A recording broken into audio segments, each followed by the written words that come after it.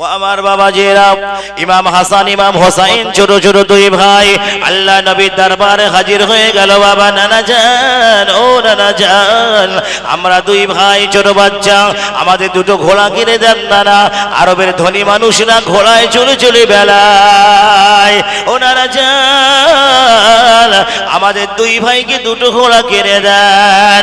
আল্লাহ নবী আল্লাহর হাবিব মসজিদ নববীর হুজরা শরীফে নবী আমার বসে আছেন বাবা। এমন সময় দুই ভাই এসে নবীজির দরবারে হাজির হয়ে যায়। আল্লাহ নবী আল্লাহর হাবিব বলেছিল, ইমাম হাসান ইমাম হোসাইন, তোমার নানাজির এমন পয়সা নাই যা দিয়ে তোমার নানাজি ঘোড়া কিনে দেবে। ও বাবাজিরা, বিশ্বের নবী, তামাম নবীদের নবী, সাইয়্যিদুল মুরসালিন, রাহমাতাল লিল আলামিন, নবী মুহাম্মদ রাসূলুল্লাহ সাল্লাল্লাহু আলাইহি ওয়াসাল্লাম, তার জামার দিকে লক্ষ্য করলে বোঝা যায় আমার নবীর জামা মোবারকে তালি লাগানো আছে। বিশ্ব নবী, বিশ্ব নেতা, বিশ্ব রসুল আমার বাবা ইমাম হাসান ইমাম হোসাইনকে বলেন, হাসান হোসাইন, তোমার নানাজির এমন পয়সা নাই যা দিয়ে তোমার নানা তোমাদের ঘোড়া কিনে দেবে।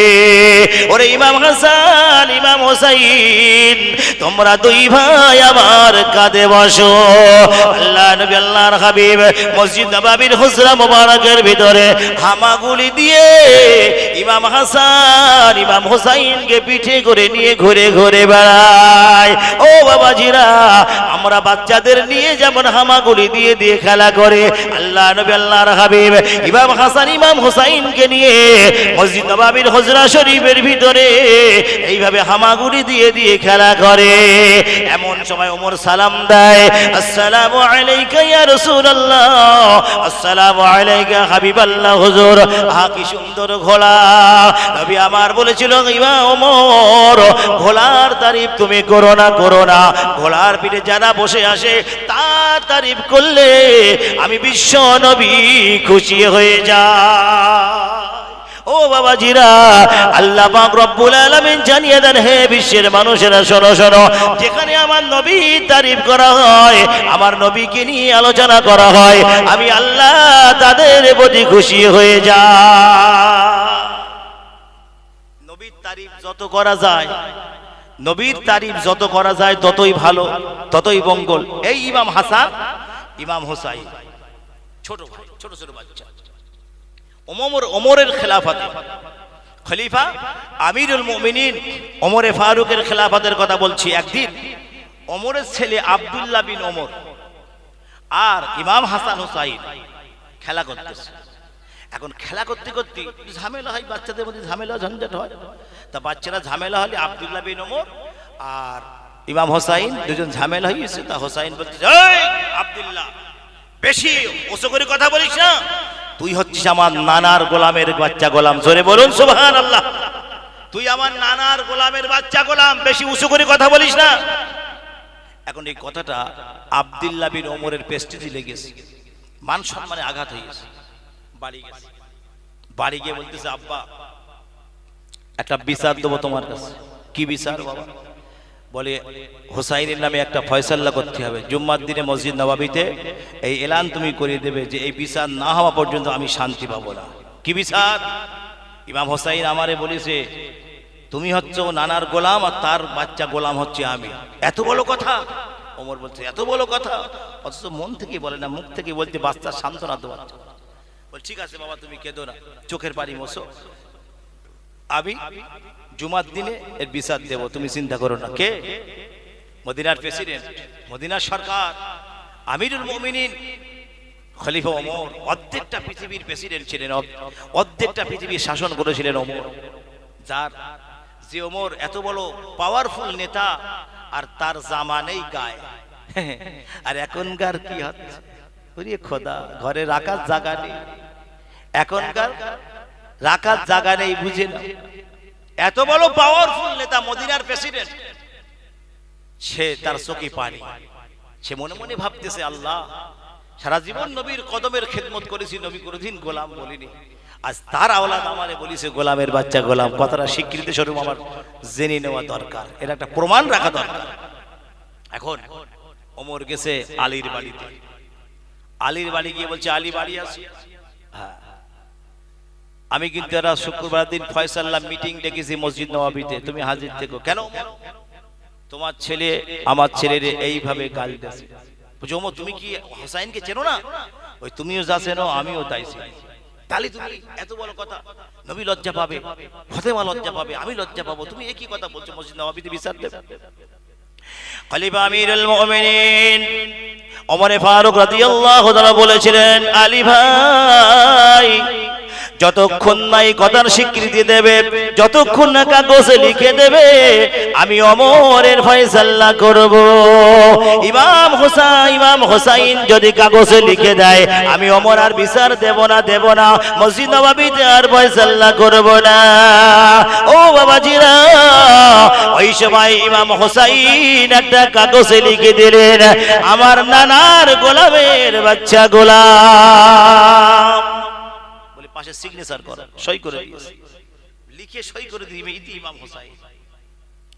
ওই সময় আমিরুল মুমিনিন খলিফাতুল মুসলিমিন ওমর ফারুক রাদিয়াল্লাহু তাআলা আনহু মসজিদ নববীতে জুমার দিনে বলে, হে মসজিদ নববীর জুমার মুসল্লিরা শোনো শোনো, আমি ওমর সারা জীবন নবীজির কদমের খেদমত করেছি, নবী কোনদিন আমাকে বলে নাই গোলাম, আজ নবীর আওলাদ আমাকে বলেছে গোলামের বাচ্চা গোলাম। ও মসজিদ নববীর মুসল্লিরা তোমরা শুনে রেখে দাও, আমি ওমর যেদিন মারা যাব, এই দুনিয়া থেকে যেদিন বিদায় নিয়ে চলে যাব, তোমরা আমার কাপড়ের ভিতরে এই কাগজটা তোমরা দিয়ে দেবে। কেন ওমর, এই কাগজ দিয়ে কি হবে তোমার? বলতেছে যদি আমার আমলে আমি ধরা খাই, আমার আমলে কোনো সমস্যা হয়, আমলে ধরা খাই, তাহলে এই কাগজটা আমি হাসরের ময়দানে আল্লাহকে দেখাবো। একবার জোরে বলুন সুবহানাল্লাহ।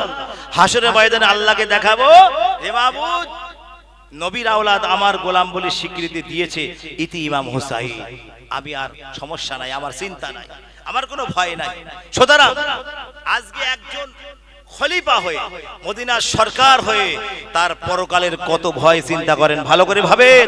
আজকে আমাদের কোনো ঠিকানা আমরা খবর পেয়েছি যে আমরা জান্নাতে যাব, আমরা জান্নাতে যেতে পারবো, জান্নাতে যাবার কোনো টিকিট আমরা পেয়েছি যে আমাদের চিন্তা নেই, নামাজ পড়ার প্রয়োজন নেই, নামাজ দরকার নেই আমাদের, এরকম কোন খবর কারোর কাছে আছে? কারোর কাছে যদি না থাকে তাহলে আগে চিন্তা করেন কবরের, আগে ভাবেন কবরের। সেখানে যে কার কথা বলবেন, কার দোহাই দেবেন, কি কথা শোনাবেন, কি কথা শোনালে আপনি সেখান থেকে রেহাই পাবেন, এই কথাটা মাথায় ঘোরান ভালো করে। আর সময় আছে, মসজিদের সঙ্গে যোগাযোগ করুন। একটু দরুদ শরীফ আল্লাহুম্মা সাল্লি আলা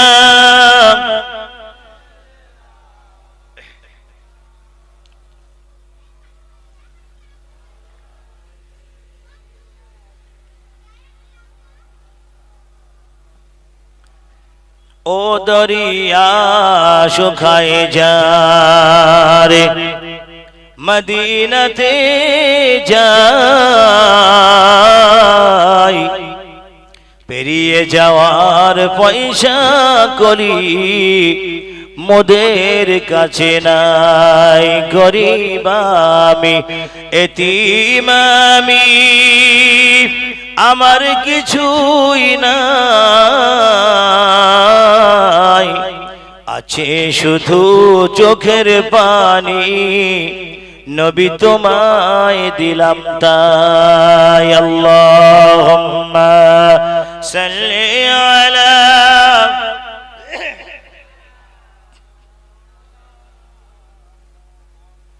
ওয়া আলা আলি সাইয়্যিদিনা।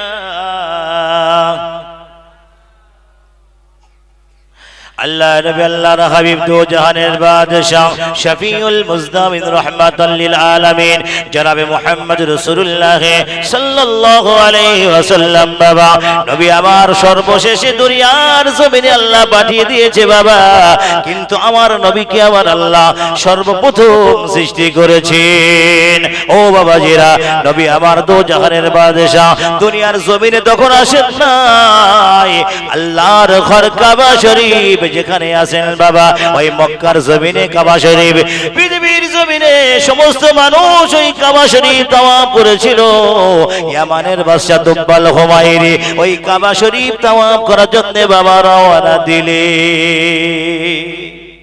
আল্লাহর ঘর কাবা, ইয়ামানের বাদশা তুব্বাল হুমায়র ওই কাবা শরীফ তাওয়াফের জন্য দেশ থেকে বেরিয়েছে। ভালো করে শুনুন, দেশ থেকে বেরিয়েছে, বেরিয়ে ওনার সঙ্গে অনেক ডাক্তার, উকিল, সকলকে, হাকিম, বৈদ্য সব সঙ্গে নিয়ে কাবা শরীফের পাশে মক্কা মুআজ্জামায় গিয়ে পৌঁছালেন। গিয়ে যখন বাদশা গেলেন, বাদশা তুব্বাল হুমায়র যখন ওখানে পৌঁছালেন, কেউ বাদশাকে সম্মান করে না, কেউ ওনাকে ওয়েলকাম করে না, কেউ মোবারকবাদ জানায় না। কেন?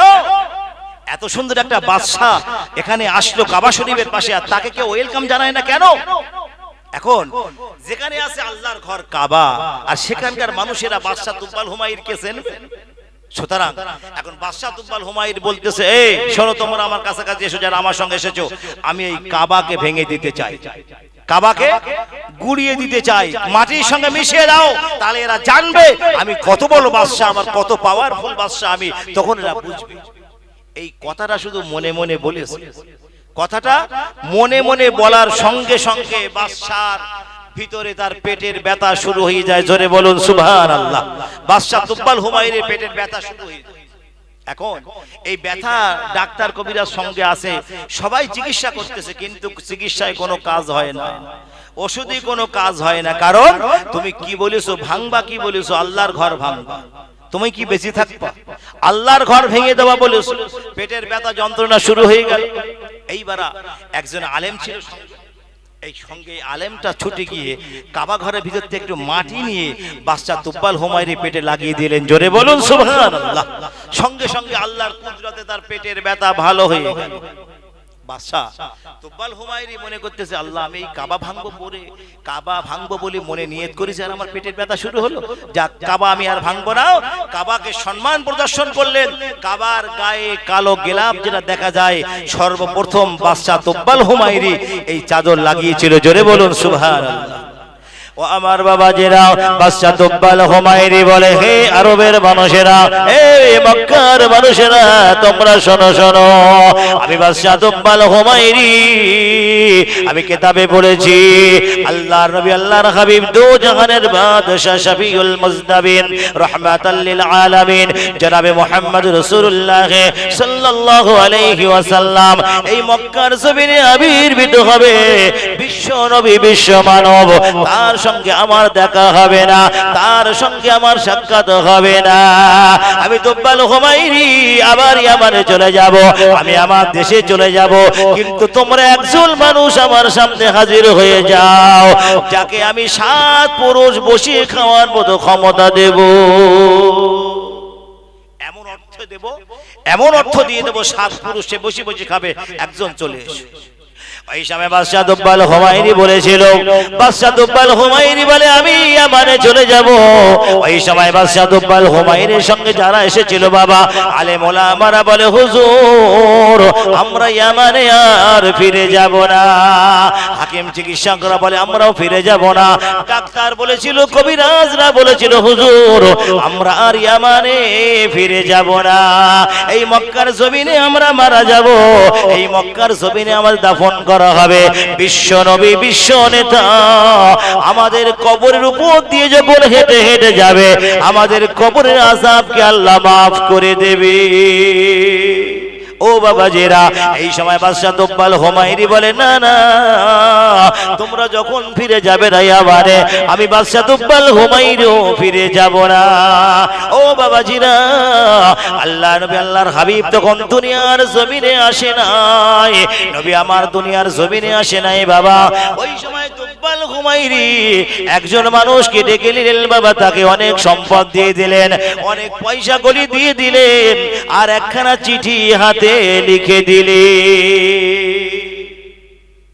বলে তুমি এই চিঠি রাখো, আরে অর্থবিত্ত তোমাকে দিলাম, সব রেখে দাও, তোমার দায়িত্ব তুমি বসে বসে খাও, কোনো সমস্যা নেই, বসে বসে খাও, কিন্তু আমার শর্ত হচ্ছে, আমি যে তোমাকে অর্থবিত্ত দিলাম, এই অর্থ দেওয়ার কারণ হচ্ছে এই চিঠিখানা যেন আমার নবীর হাতে পৌঁছায়। জোরে বলুন সুবহানাল্লাহ। চিঠিখানা যেন আমার নবীর হাতে পৌঁছায়, খবরদার তোমার দায়িত্ব এটাই তোমার আমানত। আমার আমানত যেন খেয়ানত করো না, এই চিঠিখানা আমার নবীর হাতে যেন যায়, খবরদার। এই কথাটা তোমাকে জানিয়ে দিলাম। এখন বাদশাহ তুব্বাল হুমায়রি এই সব অর্থবিত্ত দিলেন, চিঠি লিখলেন, আর আলেম ওলামারা, হাকিম, চিকিৎসক, বৈদ্য যারা সঙ্গে ছিল কেউ আর ইয়ামানে ফিরে গেল না, সবাই মক্কার জমিনে ইন্তেকাল করলো, মক্কায় থেকে গেল। তাদের মনের আশা হচ্ছে যে আল্লাহর নবী, আল্লাহর হাবিব আমাদের কবরের উপর দিয়ে হেঁটে হেঁটে যাবে, আর আমাদের কবরের আযাব আল্লাহ মাফ করে দেবে। জোরে বলুন সুবহানাল্লাহ।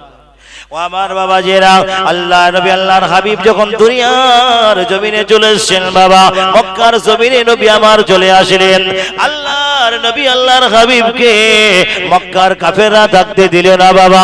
মক্কার কাফেররা আমার নবীকে আর মক্কার জমিনে থাকতে দিল না।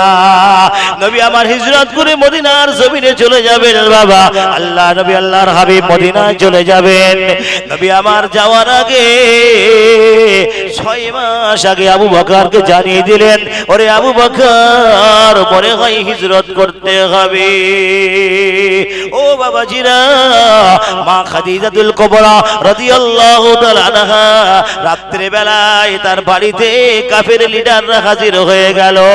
ওরে খাদিজা, তুমি মুহাম্মদকে বলে দিও, খবরদার মুহাম্মদ যেন মক্কার জমিনে না থাকে। ওরে খাদিজা, তোমাকে আমরা ভালোবাসি, তোমাকে আমরা স্নেহ যত্ন করি, তুমি তোমার স্বামীকে বলে দিও, নবী মুহাম্মদকে জানিয়ে দিও, খবরদার মুহাম্মদ যেন মক্কার জমিনে না থাকে। আল্লাহ নবী, আল্লাহর হাবিব সেই সময় ঘুমিয়েছিলেন বাবা, আরাম করছিলেন। নবী আমার ঘুম থেকে জাগ্রত হয়ে গেল, বলে খাদিজা, আমার বাড়িতে কারা এসেছিল?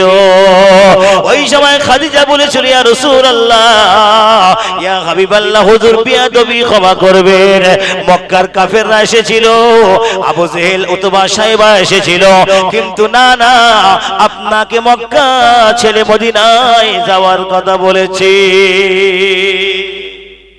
নবী চোখ দিয়ে পানি বার হচ্ছে, নবী চোখ দিয়ে পানি ঝরছে। আহা, আমার জন্মভূমি ছেড়ে আমি মদিনায় চলে যাব, আমার আব্বা মায়ের দেশ, আমার দাদুর দেশ, এই দেশটা ছেড়ে আমি মদিনায় চলে যাব। কত কাঁদলেন নবী আমার, কত কাঁদলেন। কিন্তু আমার আল্লাহর কুদরত, নবীজি মক্কা ছেড়ে যেতেই হবে, কারণ মক্কার মানুষদের অন্তর হচ্ছে কলা। যেমন তায়েববাসীদের মনটা কলা, তেমন মক্কাবাসীদের মনটা কিছু কিছু কলা। এজন্য নবীকে তারা থাকতে দিল না, মক্কার জমিনে থাকতে দেয়নি আমার নবী। আল্লাহ নবী, আল্লাহর হাবিব আবু বকরকে জানিয়ে দিয়েছিলেন বাবা, 6 মাস আগে বলে দিয়েছিলেন, আবু বকর, ওরে আবু বকর, হিজরত করতে হবে আবু বকর।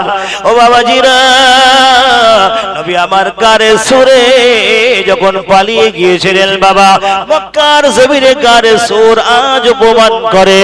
নবী আমার ভিতরে আশ্রয় নিয়েছিলেন বাবা। আল্লাহ নবী, আল্লাহর হাবিব যেখানে যেখানে আশ্রয় নিয়েছিলেন, তারা ধন্য হয়ে গেছে, তারা ধন্য হয়ে গেছে। না না, নবী আমার কাছে আশ্রয় নিয়েছিল, নবী আমার কাছে এসেছিল বাবা।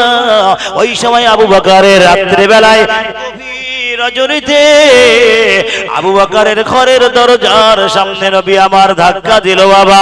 একটু আওয়াজ দেওয়ার সঙ্গে সঙ্গে আমার নবী বলে, আবু বকর। আবু বকর বলেছিল, লাব্বাইক ওয়া সা'দাইক ইয়া রাসূলুল্লাহ।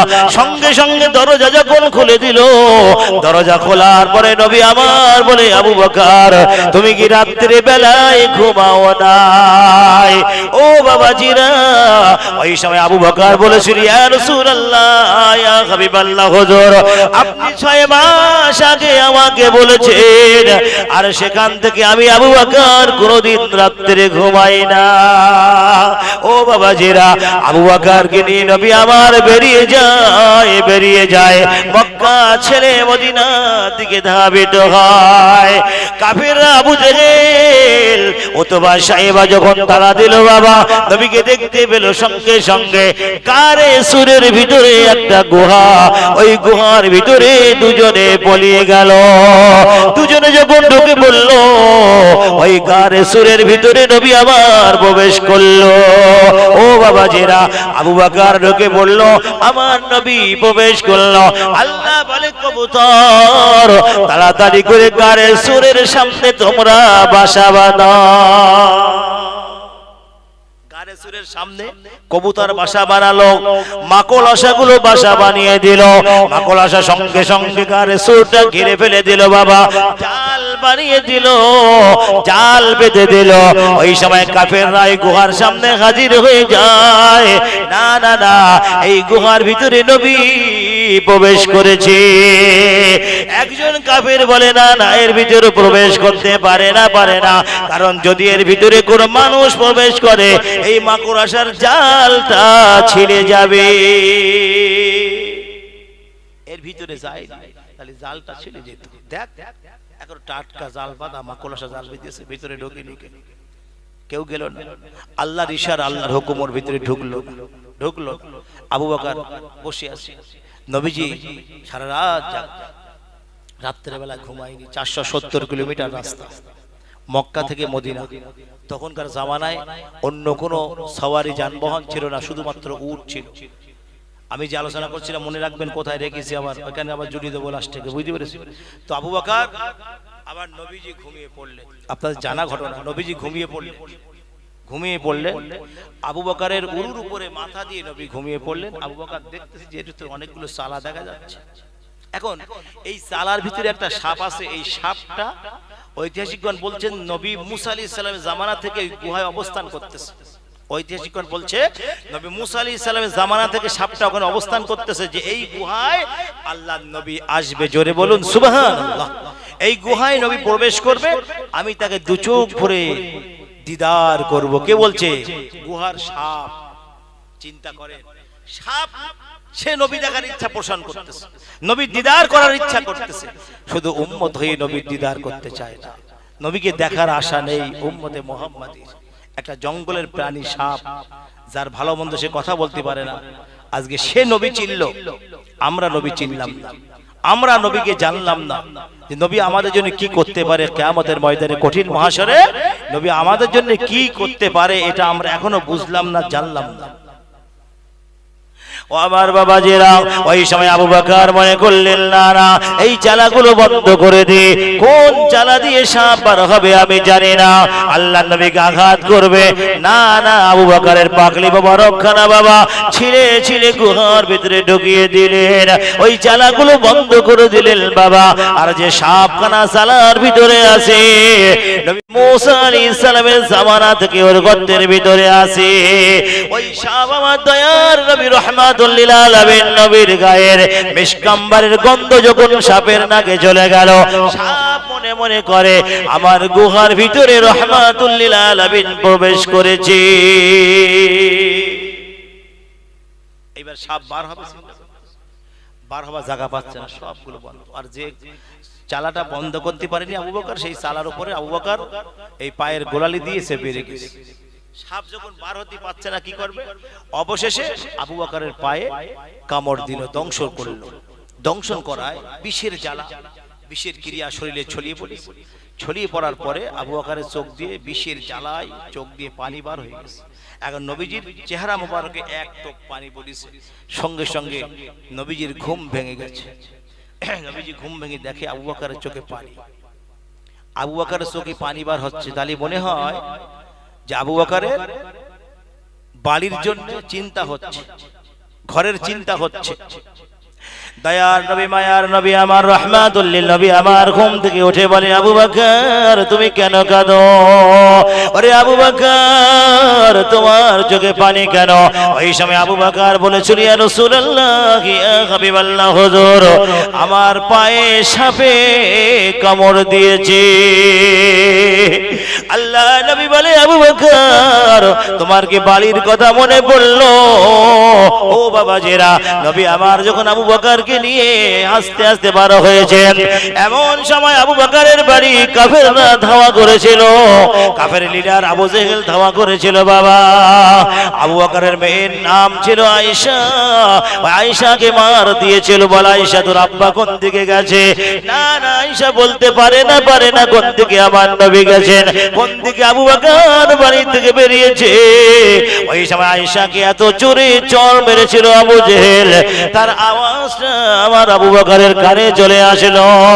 আবু বকর বলেছিল, ইয়া রাসূলুল্লাহ, ইয়া হাবিবাল্লাহ হুজুর, আবু জেহেল উতবা সাইবা আমার বাড়িতে হাজির হয়েছে, আমার মেয়ে আয়েশাকে এত জোরে মেরেছে।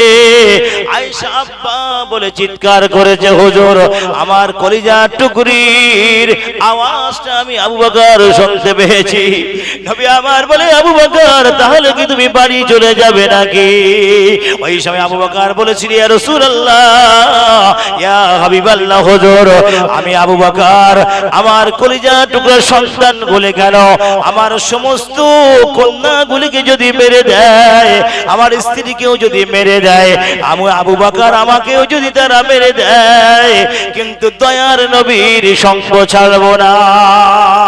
আবু বকরের পায়ে যখন সাপে কামড় দিয়েছে বাবা, আল্লাহ নবী আল্লাহর হাবিব আমার বলে, আবু বকর কেন তুমি ঘুম আমাকে জাগাও নাই? আবু বকর কেন আমাকে ওঠাও নাই? ও বাবাজিরা, আবু বকর বলেছিল কেমন নবীকে ভালোবাসে বাবা, নবী প্রেমিক কেমন ছিলেন, আমার দয়ার নবীকে কেমন মহব্বত করেন আবু বকর। ওই সময় আবু বকর বলেছিল, ইয়া রাসূলুল্লাহ, ইয়া হাবিবাল্লাহ হুজুর, আমি আবু বকর আমাকে একটা সাপে কামড় দিয়েছে হুজুর, আমার জীবন যদি চলে যায় আমি আবু বকর সইতে পারবো, কিন্তু দয়ার নবীকে আমি জাগাতে পারবো না। ও বাবাজিরা, কেমন আবু বকর কেমন প্রেম করে আমার নবীর সঙ্গে একটু দেখে নেন। আবু বকরের আগে আমার দয়ার নবী ইন্তেকাল করে বাবা, ইন্তেকালের পরে আবু বকর আমার দয়ার নবীর বিরহ বেদনা সইতে পারে না। নবী নাই, নবী নাই, নবী নাই। আবু বকরের অন্তরটা নবীর বিরহ বেদনায় পুড়ে গেছে বাবা। আবু বকরের কলিজা পুড়ে যায়, কলিজা ঝলসে যায়, আর কলিজা পোড়া গন্ধ মুখ থেকে বার হয়।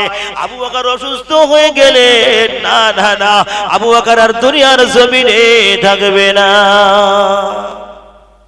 ওমর একটা হেকিম চিকিৎসক নেই, হেকিম ডাক্তার নেই, ডাক্তার চেকআপ করে বলতে, দেখো তোমাদের আবু বকর বুড়ো বয়সে কার প্রেমে পড়িয়েছে দেখো, কারণ তার প্রেমের জ্বালায় অন্তরটা পুড়ে গেছে। সেই অন্তর পোলা, গোশ পোলা গন্ধ মুখ থেকে বার হচ্ছে। ওই সময় ওমর বলেছিল, নাদান হাকিম, আবু বকর আমার নবীর প্রেমে পাগল হয়েছে, জোরে বলুন সুবহান। ও আমার বাবাজেরা, ওই সময় আবু বকর বলেছিল, ভাই ওমর, আমার মনে হয় আমি বেশিক্ষণ আর বাঁচব না, আমি বেশি সময় দুনিয়ায় থাকতে পারবো না রে ওমর, আমার একটা ফরিয়াদ আমি করি, আমার জীবনের শেষ ইচ্ছা আমি ব্যক্ত করি, আমার ইন্তেকালের পরে ভাই আলী, এই দায়িত্ব আমি তোমাকে দিয়ে দিলাম আলী, আমার ইন্তেকালের পরে আমার লাশটাকে আগে জান্নাতুল বাকিতে নিয়ে যাবে না, আমার লাশটাকে নিয়ে আমার দয়া নবীর সামনে হাজির করবে, নবীকে জোর হাত করে সালাম দেবে, আর বলবে আবু বকর ইচ্ছা ব্যক্ত করেছে, আবু বকর গোলাম হিসাবে আপনার পাশে থাকতে চায়। ওরে ভাই আলী, যদি আমার দয়ার নবীর রওজার দরজা খুলে যায়, তাহলে আমার নবীর পাশে দাফন করবে, আর না হলে জান্নাতুল বাকির দাফন করবে। কত বড় নবী প্রেম, নবীকে কত ভালোবাসে দেখে। আমরা তো ভালোবাসি, আমরা ভালোবাসি, আগে ওখানে ভালোবেসে এসেছি, তারপরে এখানে এসেছি, ওখানে আগে ভালোবেসে এসেছি এক জায়গায়, তারপরে আমাদের ভালোবাসা কতদূর মাপকাঠি আছে।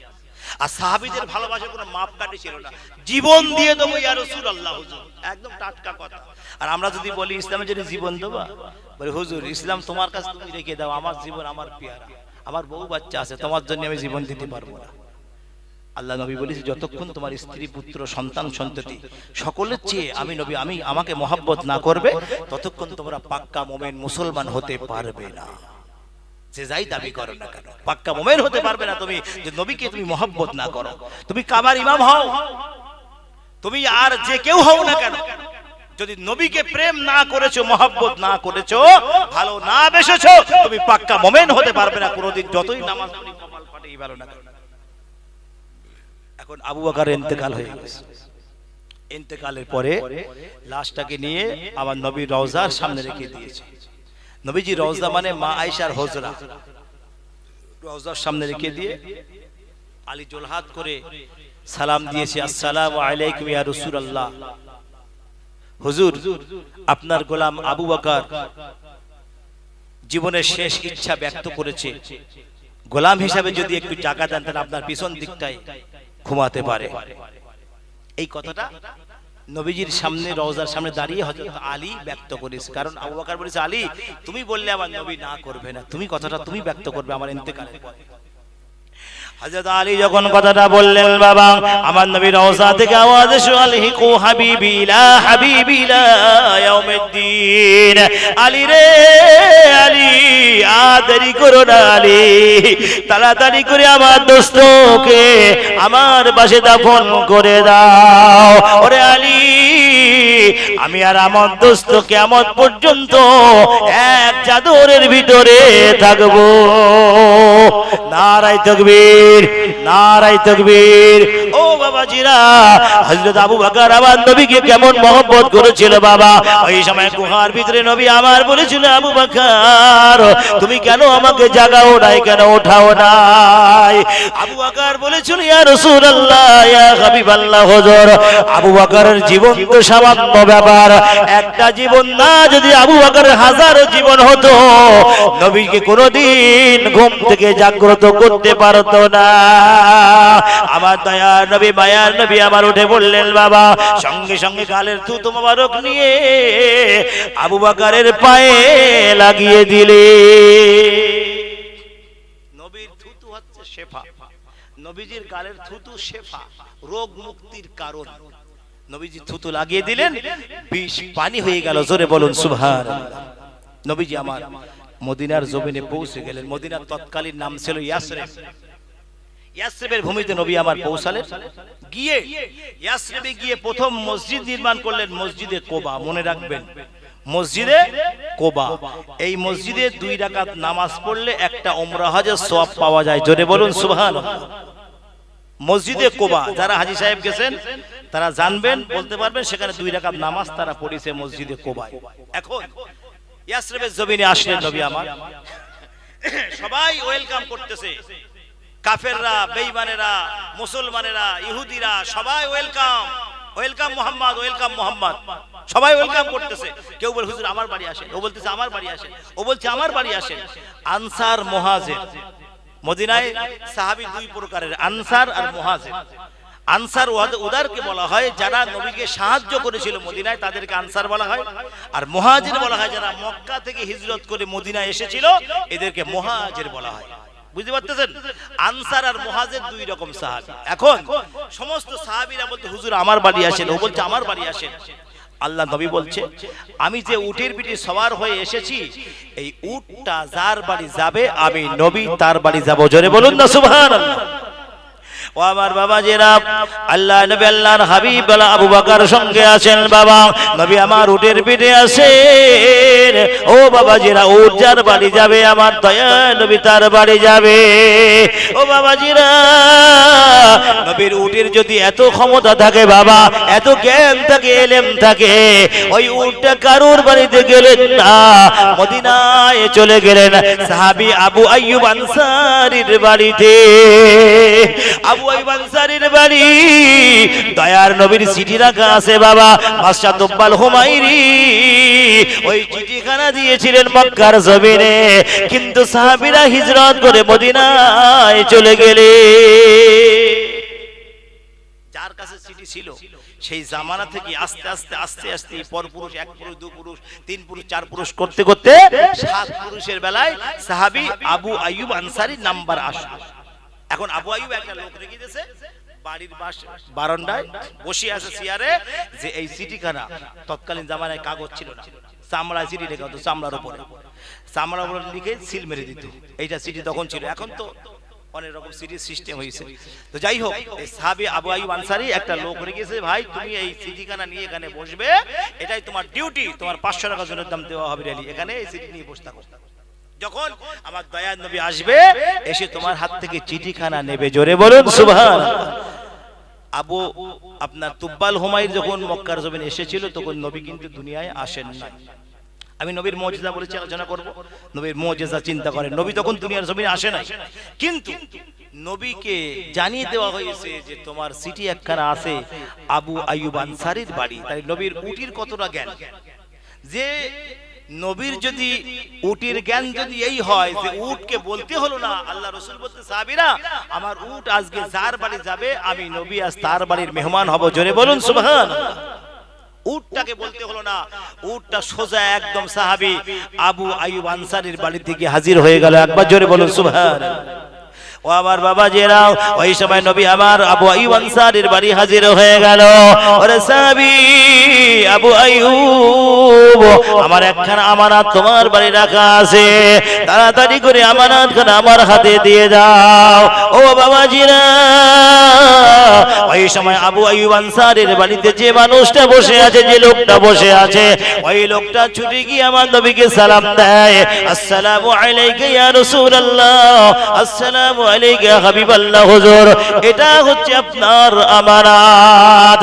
নবী আমার চিঠি হাতে নিলেন বাবা, হাতে নেওয়ার পরে চিঠিটা যখন খুললেন লেখা আছে আসসালামু আলাইকা ইয়া রাসূলুল্লাহ, আসসালামু আলাইকা হাবিবাল্লাহ হুজুর, আমি বাদশা তুব্বাল হুমায়র, ইয়ামানের বাদশা হুজুর, আমি আপনার দেশে শুয়ে আছি হুজুর, আমি কাবা ভাঙার জন্য এসেছিলাম, আমি কাবা ভাঙা নিয়ত করেছিলাম হুজুর, কিন্তু না না না, আমি আমার কিতাবে বলেছি বিশ্ব নবী, বিশ্ব রাসূল, বিশ্ব নেতা এই মক্কার জমিনে আসবে হুজুর, আপনাকে দেখার তৌফিক হয় নাই হুজুর, আমি আপনাকে দেখতে পাই নাই, আপনার হাতে ইসলাম কবুল করার ইচ্ছা ছিল হুজুর, না না হয় নাই, হয় নাই হুজুর, কিয়ামতের ময়দানে কঠিন মাহশরে আমি বাদশা তুব্বাল হুমায়রকে আপনার উম্মত হিসাবে গণ্য করে নেবে। নবী দুনিয়ার জমিনে আসে নাই, তার আগে খবর হয়ে গেছে নবীর কাছে সব। এখন বলেন অন্যান্য নবীদের সঙ্গে আমার নবীর কোনো তুলনা হয়? কথা বলেন না, কোনো তুলনা হয়? কোনো তুলনা আমার নবীর সঙ্গে হয় না কোন নবীর, কারণ নবী না আসা, নবীকে সব কিছু জানানো অবগত করেছে আমার আল্লাহ। কারণ অন্যান্য নবীরা তাও কোনো জায়গায় না কোনো জায়গায় পড়াশোনা করেছে কেউ না কেউ, আর আমার নবী কোন স্কুলে, মাদ্রাসায়, মক্তবে, ভার্সিটিতে নবী আমার পড়েন নাই, নবী কোন জায়গায় পড়েন নাই, না পড়ে নবী বলছেন আমি সমস্ত পৃথিবীর মানুষের শিক্ষক। জোরে বলুন সুবহানাল্লাহ। সুতরাং নবীজি, এটা হচ্ছে নবীজির মুজিজা। নবী দুনিয়ার জমিনে আসলো না, কিন্তু তার এই মুজিজা তিনি দেখালেন। শুধু তাই নয়, হাতে পাথর, পাথর হাতের ভিতরে কি আছে সেটাও নবীজি তার হাত বলে দিচ্ছে যে এই হাতের ভিতরে কি আছে। হাতের আঙ্গুলের ইশারা করলেন, চাঁদটা দুখণ্ডিত হয়ে গেল। একবার জোরে বলুন সুবহানাল্লাহ। নবীজির মুজিজা 12,000-এর বেশি মুজিজা, কিন্তু অন্যান্য নবীদেরকে আল্লাহ কারোর একটা, কারোর দুটো মুজিজা দিয়েছে, আর তারা দুনিয়ার জমিনে এসেছিল, এখন চলে গেছে, তাদের মুজিজাও কবরে চলে গেছে, কিন্তু আমার আপনার নবীর মুজিজা এখনো দুনিয়ার জমিনে আছে। একবার জোরে বলুন সুবহানাল্লাহ। নবীজির 7 বছর বয়স। বয়স কত? 7। মনে রাখবেন, চাচা আবু তালিব সিরিয়ায় ব্যবসায় যান, সিরিয়ায় ব্যবসায় যান। এখন ভাইপোর দুশমন চতুর্দিকে ছড়িয়ে গেছে, চতুর্দিকে ভাইপোর দুশমন আছে, কিন্তু আবু তালিব বলছে বেটা মুহাম্মদ তুমি যেও না বাবা, তুমি এখানে থাকো। আলী হচ্ছে আবু তালিবের ছেলে আলী, কারণ দাদার ইন্তেকালের পরে দাদা আবু তালিবকে বিশ্বাস করেছিল বলে আবু তালিবের উপরে নবীকে সুপুরত করলেন যে আবু তালিব তুমি আমার এতিম মুহাম্মদকে দেখভাল করো, খবরদার কোনোদিন যেন মনে ব্যথা দিও না, কোনোদিন কুটু কথা বলো না। বলে আব্বা আপনি আমার উপর ছেড়ে দেন, আমি আমার সন্তানের চেয়ে বেশি মহব্বত করব। জোরে বলুন সুবহানাল্লাহ। নবী আমার 7 বছর বয়স, আবু তালিব সিরিয়ায় যাবে ব্যবসায়। আল্লাহ নবী বলেন চাচা যান, আমিও আপনার সঙ্গে যাব। কিন্তু আবু তালিব নবীকে নিতে রাজি নয়, কারণ এই বাচ্চার দুশমন চতুর্দিকে ছড়িয়ে আছে। কারণ সমস্ত কিতাবে এলান হয়ে গেছে, ঘোষণা হয়ে গেছে বিশ্ব নবী আসবে, আসবে, আসবে। এই কথাটা প্রত্যেকটা কিতাবে লেখা হয়েছিল, এমনকি খ্রিস্টানদের কিতাবে লেখা হয়েছিল। বুঝতে পারতেছেন, নবী আসবে, রামায়ণ মহাভারতে লেখা হয়েছে যে বিশ্ব মানব আসবে, বিশ্ব মানব যখন আসবে তার কাছে একটা কিতাব থাকবে, এই কিতাব চালু হবার পরে পৃথিবীর জমিনে আর কোনো কিতাব এর সামনে মোকাবিলা করতে পারবে না। জোরে বলুন সুবহানাল্লাহ। এটাও রামায়ণ বেদের ভিতরে লেখা হয়েছে, ঋগ্বেদ, সামবেদ, চতুর্বেদ, অথর্বেদ, ঋগ্বেদের ভিতরে লেখা হয়েছে যে বিশ্ব মানব একজন আসবে, আর সে আসার পরে তোমাদের এই বেদ বন্ধ হয়ে যাবে। জোরে বলুন সুবহানাল্লাহ। কারণ কখন বেদের লেখক বলতেছে, ঋগ্বেদের লেখক, একটা ভাষা আছে, একটা কথা আছে, 31 বার ঋগ্বেদের ভিতরে মালত্রে না গেই হো, মালত্রে না গেই হো, এই কথাটা ঋগ্বেদে 31 বার লেখা হয়েছে। বুঝতে পারতেছেন? এখন ঋগ্বেদে লিখেছেন, তিনি বলছেন, है मेरे मानने वालों सुनो, आखिरी धर्म, अंतिम पुस्तक, अंतिम ऋषि लेकर इस धरती पे आएगा। उस ऋषि की किताब में एक मंत्र 31 बार होगा, तो तुम मान लेना कि यही आखिरी धर्म है। जोरे बोलूं सुभान अल्लाह, नारे तकबीर। तुम मान लेना कि यही आखिरी धर्म है, इसको अपना लेना, इस धर्म को कबूल कर लेना। के बोलছে ঋগ্বেদে লিখনে वाला। এখন ঋগ্বেদের লিখনেওয়ালা নিশ্চয় কোন ভগবানের দেবতা ছিল, নাইলে সে জানলো কি করে যে কোরআনের মধ্যে 31 বার আসবে একটা কথা, সে কি করে জানলো? নিশ্চয়ই সে ভগবানের দেবতা ছিল বলেই সে বলতে পেরেছে যে কোরআনের মধ্যে একটা কথা 31 বার আসবে। সে কোথায় পেয়েছে? কারণ তখন তো কোরআন আসেনি দুনিয়ায়, সে কোথায় পেয়েছে? তার কিতাবে সে লিখেছে এই কথাটা। এখন কোরআন যখন খোলা হয়, কোরআন খুলে দেখেন সূরা রহমান খোলেন, ফাবি আইয়া লাই রাব্বিকুমা তুকাদ্দিমান 31 বার বলা হয়েছে। একবার জোরে বলুন সুবহানাল্লাহ, নারে তাকবীর। ফাবি আইয়া লাই রাব্বিকুমা তুকাদ্দিমান খুলে নেবেন, 31 বার আছে। বাড়িতে কোরআন শরীফ খুলে দেখে নেবেন, 31 বার আছে। তার ঋগ্বেদ যিনি লিখেছেন তিনি কোনো সাধারণ মানুষ ছিলেন না, ভগবানের মহান দেবতা ছিলেন। তাই তিনি বলতে পেরেছেন যে কোরআনের মধ্যে এই কথাটা 31 বার হবে, তখন তোমরা মেনে নেবে এটাই আখিরি কিতাব। তার মানে কোরআন শরীফটা হচ্ছে আখিরি কিতাব। একবার জোরে বলুন সুবহানাল্লাহ। বুঝতে পারতেছেন? প্রত্যেকটা কিতাবে এর আগমনের খবর আল্লাহ পাক আগের থেকে পুরো দুনিয়া ব্যাপী জানিয়ে দিয়েছে, হে বিশ্বের মানুষেরা, একজন মহামানব বিশ্ব নবী দুনিয়ার জমিনে যাবে, তোমরা তৈরি হও, রেডি থাকো, রেডি থাকো, আসবে, আসবে। খবরটা আসতেছে অনেক দিন থেকে। ইসমাইল আলাইহিস সালামকে পাঠালেন মক্কার জমিনে। কোথায়? মক্কার জমিনে। আল্লাহ পাক রব্বুল আলামিন ইসমাইলকে হাজরাকে পাঠিয়ে দিলেন, ইব্রাহিম যাও, হাজরা ইসমাইলকে বনবাসে দিয়ে আসো, এটা আমার হুকুম। যাও।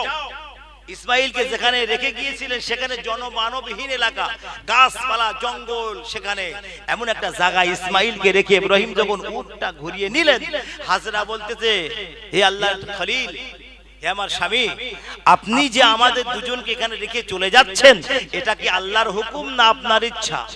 ওই সময় ইব্রাহিম খলিলুল্লাহ আলাইহিস সালাম বলেছিল, হাজরা, এটা আল্লাহর হুকুম। জোরে বলুন সুবহানাল্লাহ। সে জায়গায় জনমানবহীন এলাকায় যেখানে ইসমাইলকে রেখে চলে গেলেন ইব্রাহিম, আল্লাহ বলল, ইসমাইল তুমি এই জঙ্গল পরিষ্কার করো। একবার জোরে বলুন সুবহানাল্লাহ। ইসমাইল জঙ্গল পরিষ্কার করো, এখানে বিশ্ব নবী আসবে, তোমাকে আমি আগে এজন্য পাঠালাম, তুমি জঙ্গলটা কেটে পরিষ্কার করে একটা এলাকা গঠন করো, একটা গ্রাম বানাও, একটা শহর বানাও, একটা জেলা বানাও। তুমি যাও, আমার নবী ওখানে আসবে, তুমি তাড়াতাড়ি যাও, গিয়ে সব পরিষ্কার পরিচ্ছন্ন করো, সব আবাদ করো। জনমানবহীন এলাকায় ইসমাইলকে রেখে চলে গেলেন ইব্রাহিম। কিন্তু তারপরে আস্তে আস্তে করে বিবি হাজরা বলতেছে, আস্তে আস্তে এক ঘর দু ঘর হতে হতে হতে হতে একটা গ্রাম তৈরি হয়ে গেল, একটা গ্রাম, শহর, নগর তৈরি হয়ে গেল। এভাবে করে আজকে সেই জায়গায় মক্কা মুআজ্জামা তৈরি হলো। একবার জোরে বলুন সুবহানাল্লাহ। আল্লাহ নবী আল্লাহর হাবিব 7 বছর বয়সে বাবা আবু তালিবের সঙ্গে ব্যবসায় যাবেন সিরিয়ার জমিনে। আবু তালিব বলে, মুহাম্মদ তুমি যেও না বাবা, যেও না, শুধু সিরিয়ায় নয়, তামাম দুনিয়া ব্যাপী তোমার শত্রু ছড়িয়ে গেছে। ওই সময় মুহাম্মদ বলেছিল, চাচা যান, আমার আব্বা নাই, আমার মা নাই, দুনিয়ার জমিনে আমার আর কেউ নাই, আমি থাকবো না আপনার সঙ্গে, আমি চলে যাব এই সিরিয়ার দুনিয়ার জমিনে আপনার সঙ্গে ব্যবসায় চলে যাব। আবু তালিব বলে মুহাম্মদ তুমি যখন শুনবে না চলো আমাদের সঙ্গে চলো। ও বাবাজিরা, আবু তালিব বলে আমি কাফেলার সঙ্গে, ওই মক্কা থেকে অনেকগুলো কাফেলা বেরিয়ে যায়, সিরিয়ার জমিনে তারা ব্যবসায় যাবে, অনেকগুলো কাফেলা একসঙ্গে বেরিয়ে যায় বাবা, মাল সামানা নিয়ে আমার নবীকে নিয়ে আবু তালিব রওনা দিল। ওই সময় খ্রিস্টান পাদ্রী বলেছিল এই কাফেলার ভিতরে আমার দয়ার নবী আছে। আমি খ্রিস্টান পাদ্রী, আমার মনের ভিতরে উদয় ভাব জেগেছে, আমার মনের ভিতরে একটা আশা জেগেছে, মনে হয় এই কাফেলার ভিতরে দয়ার নবী আছে। ও বাবাজিরা, খ্রিস্টান পাদ্রী আমার নিচে নেবে, রাস্তায় হেঁটে হেঁটে দৌড়ে দৌড়ে ওই কাফেলার সামনে হাজির হয়ে যায়। ওরে কাফেলার লিডারকে আবু তালিব বলে আমি আবু তালিব। বলে তোমরা কোত্থেকে আসছো? বলে মক্কা থেকে। তোমাদের সঙ্গে কি দয়ার নবী আছে? আল্লাহ নবী আল্লাহর হাবিব যখন গাছের নিচে গিয়ে বসে গেলেন বাবা, ওই গাছটা আমার আল্লাহর কাছে বলে ও রব্বুল আলামিন আল্লাহ, আমি মরা গাছ, আমার কাছে কোনো ফল নাই ফুল নাই আল্লাহ, আমার কাছে কোনো পাতা নাই। তোমার নবী রাহমাতুল লিল আলামিন নবী আমার তলায় বসে আছে আল্লাহ। ও রব্বুল আলামিন, আমি তোমার নবীকে একটু খেদমত করব আল্লাহ, কিন্তু না না, আমার কাছে কোনো পাতা নাই, ফল নাই ফুল নাই। ওই গাছ আমার আল্লাহর কাছে ফরিয়াদ করে রব্বুল আলামিন আল্লাহ, তুমি আমার কাছে তাড়াতাড়ি করে ফল দাও ফুল দাও আল্লাহ, আমার তোমার নবীকে একটু খেদমত করব। ও বাবাজিরা, ওই গাছ আল্লাহর কাছে দোয়া করার সঙ্গে সঙ্গে বাবা আল্লাহ পাক রব্বুল আলামিন ওই গাছে ফুল দিল, ফল তৈরি করে দিল। ও বাবাজিরা, যে নবী শুকনো গাছের নিচে বসলে গাছে ফল হয়, গাছে পাতা জন্মায়, ফুল হয়ে যায় বাবা, সেই নবীর সঙ্গে সম্পর্ক করলে কোনো ক্ষতি হবে না। সেই নবীর সঙ্গে সম্পর্ক করলে বাবা জান্নাতে যাওয়া আমাদের জন্য সহজ হয়ে যাবে।